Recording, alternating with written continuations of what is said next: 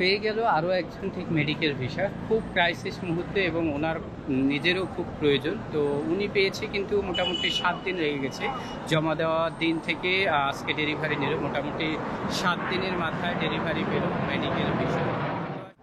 Hello বন্ধুরা, আবারও স্বাগত জানাচ্ছি। ঠিক ভারতীয় ভিসার ইনফরমেশন নিয়ে আরও একটি ভিডিও নিয়ে হাজির হলাম। তো আসলে এই সময়ে আপনারা সকলেই হয়তো জানেন যে ভারতীয় ভিসার অবস্থা কি, খুবই ক্রাইসিস মুহূর্ত কাটছে। যারা ভিসার প্রয়োজন বোধ করছেন, ঠিক তারা জানেন এই বিষয়গুলো, নিউজগুলো।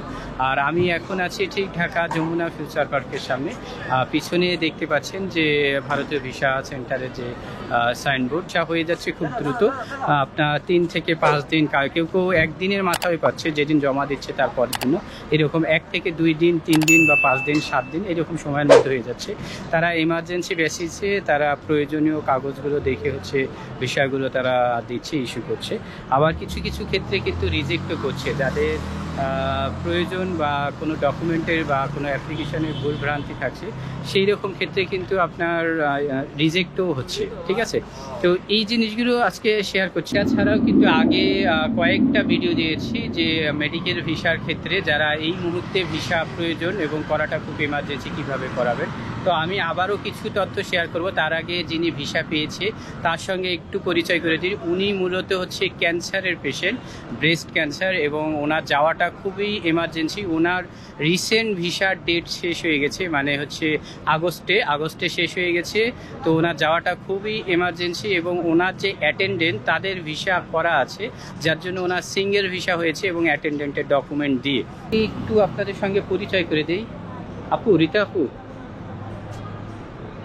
আসেন একটু। কোনো সমস্যা? আচ্ছা, ঠিক আছে। আচ্ছা, আপনাদের সঙ্গে কথা বলে নেই যে যিনি আসলে ভিসা পেয়েছেন বা যিনি করেছেন, উনি সামনে আসতে চাচ্ছেন না। তো জানিয়ে রাখি, ওনার নাম হচ্ছে রীতা আক্তার। উনি ময়মনসিংহ থেকে আসছেন। উনি নিজেই পেশেন্ট আসলে। উনি বেশ কিছুদিন ধরে যে ওনার ভিসা শেষ হওয়ার পর থেকেই উনি চেষ্টা চালিয়ে যাচ্ছিলেন একা, কিন্তু কোনোভাবেই হচ্ছিল না। অনেক ধৈর্য ধরতে আসলে পরবর্তীতে আমার সঙ্গে তার যোগাযোগ হয়। বেশ কিছুদিন হয়ে গেছে, হ্যাঁ, অনেক দিন ধরে আমাকে বলছে। আমি চেষ্টা করতে আলটিমেটলি হচ্ছে গত সপ্তাহে ওনার একটা ডেট স্লট পেয়েছিলাম এবং উনি জমা দিতে এসেছিলেন। তো জমা দিয়ে গেছেন, এই যে আজকে হচ্ছে ডেলিভারি নিচ্ছেন। তো আপুর একটু পাসপোর্টটা নিয়ে আপনাদেরকে দেখাচ্ছি। আপু একটু পাসপোর্টটা দিবেন।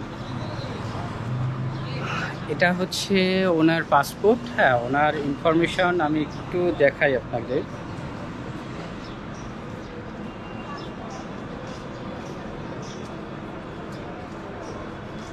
আচ্ছা, আপুর নাম হচ্ছে রিনা আক্তার। হ্যাঁ, তো ওনার মূল যে প্রবলেমটা ছিল সেটা হচ্ছে ক্যান্সারের পেশেন্ট। উনি আসলে আরও দীর্ঘদিন ধরে ট্রিটমেন্ট করছেন। তো উনি আসলে দিল্লি যাবেন, এবং দিল্লি ফর্টিস হসপিটালে ওনার ডক্টরের অ্যাপয়েন্টমেন্টও নেওয়া ছিল।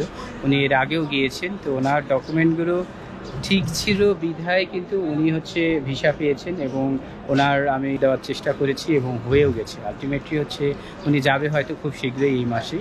তো এই প্রসেসগুলো কিভাবে কি সেগুলো আমি বলি যে আপনারা হচ্ছে নির্ভুলভাবে অ্যাপ্লিকেশনটা করবেন। অ্যাপ্লিকেশন করার আগে যে প্রয়োজনীয় ডকুমেন্টগুলো আছে সেই ডকুমেন্টগুলো আপনারা শেয়ার করবেন। আমি কিন্তু ডেসক্রিপশন বক্সেও আপনাদের লিখে দেবো কী কী ডকুমেন্ট লাগে মেডিকেল ভিসার জন্য। সেইগুলো সবগুলো রেডি করবেন। রেডি করার পরে নির্ভুলভাবে অ্যাপ্লিকেশন করবেন। যে সেন্টারকে সিলেক্ট করে সেই সেন্টারেই আপনাকে আবেদন করতে হবে। ঠিক আছে, এরপরে হচ্ছে আপনাকে অ্যাপয়েন্টমেন্ট ডেট নেওয়ার জন্য হয় আপনাকে অনলাইনে প্রতিদিন চেষ্টা করতে হবে। এটাতে আসলে ডেট পাওয়াটা খুব টাফ।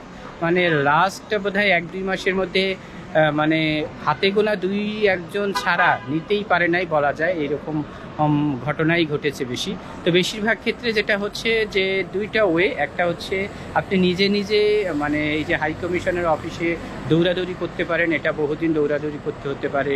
হ্যাঁ, এইভাবে আপনি ফাইল জমা দিয়ে বা অনলাইনে ঠিক ডেট নেওয়ার চেষ্টা করে এভাবে করতে আপনি নিতে পারেন। আরেকটা হচ্ছে যারা আপনার হয়ে কাজটা করে দিবে, হ্যাঁ, সেটা অ্যামাউন্ট দিয়ে। ঠিক আছে, এটা একটু এই সময় আসলে খরচ হয়ে যাচ্ছে অনেকেরই। আমি নিজেও বলছি যে যাদের ইমার্জেন্সি না এই মুহূর্তে, তারা এখন মানে করানোর দরকার নেই, ধৈর্য ধরুন, হয়তো একটা সময় পরে স্বাভাবিক হয়ে যেতে পারে।